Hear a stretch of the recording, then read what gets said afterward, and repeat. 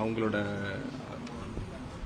ஆர்கனைசிங்கில் JPR institute of technology ஸ்ரீபெரும்புத்தூரில் இன்றைக்கி தமிழ்நாட்டில் இருக்கிற 38 டிஸ்ட்ரிக்ட்லேருந்து 41 டீம் இன்றைக்கி பெண்கள் ஈவெண்ட் இங்கே ஆரம்பிச்சிருக்கிறோம். அந்த ஈவெண்ட் வந்து காஞ்சிபுரம் டிஸ்ட்ரிக்ட் பாஸ்கெட்பால் அசோசியேஷன் கூட சேர்ந்து தமிழ்நாடு பாஸ்கெட்பால் அசோசியேஷன் சேர்ந்து இந்த ஈவெண்ட்டு அடுத்த ஒரு 5 நாட்கள் நடக்க போகுது. தொடர்ச்சியாக 9th மீண்டும் ஆண்கள் ஈவெண்ட் பாய்ஸ் ஈவெண்ட் வந்து திருப்பி 38 டிஸ்ட்ரிக்ட்லேருந்து 41 டீம் வர போகிறாங்க. அதோட இனாகரல் ஈவெண்ட் இன்னைக்கு honourable minister of sports public work department Thiru Aadhav Arjuna அவர்கள் கையால் இன்னைக்கு இனாகரேட் பண்ணியிருக்கோம். சார், இப்போ என்ன மாதிரியான இளைஞர்களுக்கு வந்து நிறைய ஸ்போர்ட்ஸ் இந்த இதெல்லாம் இருக்கு, அரசு பள்ளி மாணவ மாணவர்களாக இருக்காங்க, சில இடங்களில் தடுமாறுறாங்க, தமிழகத்தில் கடந்த முறை தடுமாறி இருக்காங்க. இப்போ அவங்களுக்கு என்ன மாதிரியான திட்டங்கள் வச்சிருக்கோம் சார்? இப்போ அவங்களுக்கு வெறும் பள்ளியில் வெறும் படிப்பு மட்டுமே இல்லாமல் ஸ்போர்ட்ஸ் அரசு பள்ளியில் எப்படி கொண்டு வர போகுது? ஏற்கனவே கொண்டு வரும்னு சொல்லி நிறைய கொண்டு வரல, அதனால தான் சில இளைஞர்கள் தடுமாறிட்டாங்க. எல்லோருக்கும் வணக்கம். அண்டர் 13 இன்டர் டிஸ்ட்ரிக்ட் சுமார் 41 மாவட்டங்கள் பங்கேற்கக்கூடிய தமிழ்நாடு முழுவதும் இருக்கக்கூடிய அனைத்து மாவட்டங்களிலிருந்து இன்டர் டிஸ்ட்ரிக்ட் டோர்னமெண்ட் வந்து இங்கே நடந்துகிட்டு இருக்கு. பாஸ்கெட் பாலில் சகோதரர் நிதியமைச்சர் இதை வந்து எடுத்து நடத்திட்டு இருக்கார் தமிழ்நாடு பாஸ்கெட்பால் அசோசியேஷனுடைய, அவருக்கு நன்றி. தமிழ்நாடு ஸ்போர்ட்ஸ் புதிய பாலிசி ஆனரபிள் சிஎம் கூடிய விரைவில் வெளியிடுவார். அதில் முதல் கொள்கை எல்லோரும் விளையாடணும், அதற்கான கட்டமைப்புகளை உருவாக்கணும். பொதுவாக எஸ்டிஐடியில் லேண்ட்ஸ் வந்து பெருசாக இருக்காது.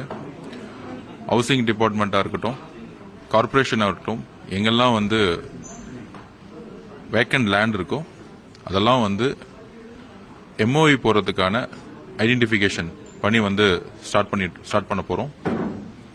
ஸோ அந்த இடத்தெல்லாம் மாண்புமிகு முதலமைச்சர் அவர்கள் ஃபெட்லைட்ஸை இமீடியட்டாக வந்து அதுக்கான இன்ஃப்ராஸ்ட்ரக்சரை உருவாக்கி விளையாட்டு மைதானங்கள் எங்கே பார்த்தாலும் தெரிகிற மாதிரி இன்ஃப்ராஸ்ட்ரக்சரை உருவாக்க சொல்லியிருக்காங்க. ஸோ 38 மாவட்டங்களிலும் ஒரு தரமான ஒலிம்பிக்ல இருக்கக்கூடிய, ஏஷியன் கேம்ஸ்ல இருக்கக்கூடிய, எல்லா கேம்ஸ்லையும் இருக்கக்கூடிய விளையாட்டு மைதானங்கள் ஒரு இன்டர்நேஷனல் ஸ்டாண்டர்டில் உருவாக்கணும். எல்லா விதமான இளைஞர்களும் பயிற்சி பெறதுக்கு இப்போ ஏதாச்சும் ஒரு கேம் வந்து அத்லட்டிக்கோ இல்லை பாஸ்கெட் பாலோ இல்லை ஃபுட்பாலோ ஹாக்கியோ இல்லை ஸ்விம்மிங்கோ ஒரு குழந்தைய வந்து 10 வயசுல விளையாடணும்னா பெற்றோர்களுக்கு வந்து எங்கே விளையாடணுங்கிறது இன்னும் சரியான அகாடமிஸ் இல்லை, எங்கே கோச் இருக்காங்கன்னு தெரியல. ஸ்போர்ட்ஸ் ஹாஸ்டலுங்கிறது ரொம்ப கம்மியாக இருக்குது. இவ்வளோ கோடி பேர் இருக்க இடத்துல விளையாடக்கூடிய அளவுக்கு மைதானங்கள் இல்லை. ஸோ அதை வந்து உருவாக்கிட்டு இருக்கோம். ஏன் எல்லோரும் விளையாடணும், அது முக்கியமாக இளைஞர்களுக்கான வாய்ப்புகள் ஏன் விளையாடுறதுக்கான வாய்ப்பு கொடுக்கணும்னா, தமிழ்நாட்டில் அதிகமான ட்ரக்ஸ் கல்ச்சர் மிகப்பெரிய உருவாக்கி இருக்கு. அது ஸ்கூல்ஸ்லையும் இருக்கு, காலேஜஸ்லையும் இருக்கு, எல்லா இடத்துலையும் இருக்கு. அதை ஆனரபிள் சிஎம் எந்த அளவிற்கு ஒழிக்க முடியுமோ, ஒரு பக்கம் காவல்துறையை வைத்து அதை சட்ட ரீதியாக கடுமையான நடவடிக்கைகள் எடுப்பதற்கு எல்லா முயற்சிகளும் செய்தாலும், சோசியல் அவேர்னஸ் ஒவ்வொரு இளைஞரும் போதை பழக்கத்திற்கு செல்லாமல் விளையாட்டை ஒரு முன்னுரிமை கொடுத்து விளையாடும் பொழுது மனதும் சரி உடலும் சரி பக்குவம் அடையும். அதுக்கு விளையாட்டு மைதானங்கள் அதிகமாக வேணும்.